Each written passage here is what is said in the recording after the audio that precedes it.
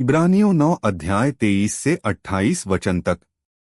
इसलिए अवश्य है कि स्वर्ग में की वस्तुओं के प्रतिरूप इनके द्वारा शुद्ध किए जाएं, पर स्वर्ग में की वस्तुएं आप इनसे उत्तम बलिदानों के द्वारा।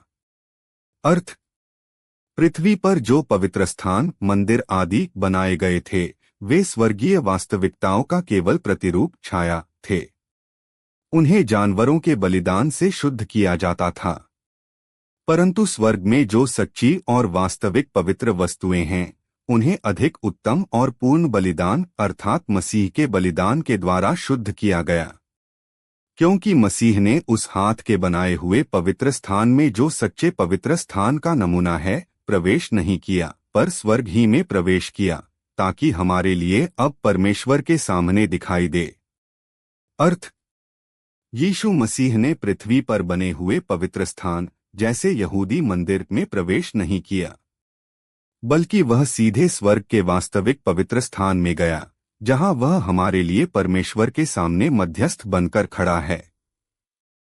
यह नहीं कि वह अपने आप को बार बार चढ़ाए, जैसा कि महायाजक प्रति वर्ष दूसरे का लोहू लिए पवित्र स्थान में प्रवेश किया करता है।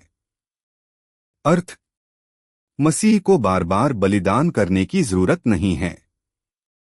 यहूदी महायाजक हर वर्ष दूसरों जानवरों का लहू लेकर पवित्र स्थान में प्रवेश करता था, लेकिन मसीह का बलिदान एक बार में पूर्ण और पर्याप्त है। नहीं तो जगत की उत्पत्ति से लेकर उसको बार बार दुख उठाना पड़ता, पर अब युग के अंत में वह एक बार प्रकट हुआ है, ताकि अपने ही बलिदान के द्वारा पाप को दूर कर दे। अर्थ, अगर मसीह का बलिदान अपूर्ण होता तो उसे बार बार कष्ट उठाना पड़ता, परंतु वह संसार के अंत के समय एक बार आया और अपने बलिदान से पाप का अंत कर दिया। और जैसे मनुष्यों के लिए एक बार मरना और उसके बाद न्याय का होना नियुक्त है। अर्थ, हर मनुष्य को जीवन में केवल एक बार मरना है और इसके बाद परमेश्वर के सामने न्याय होना तय है। यह नियम सब पर लागू होता है।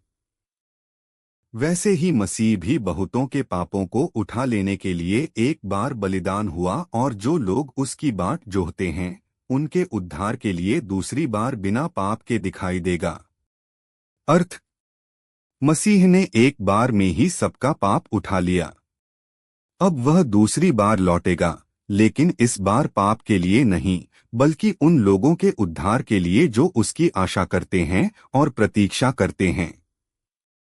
इस वचन सुनने पर परमेश्वर आशीष दे।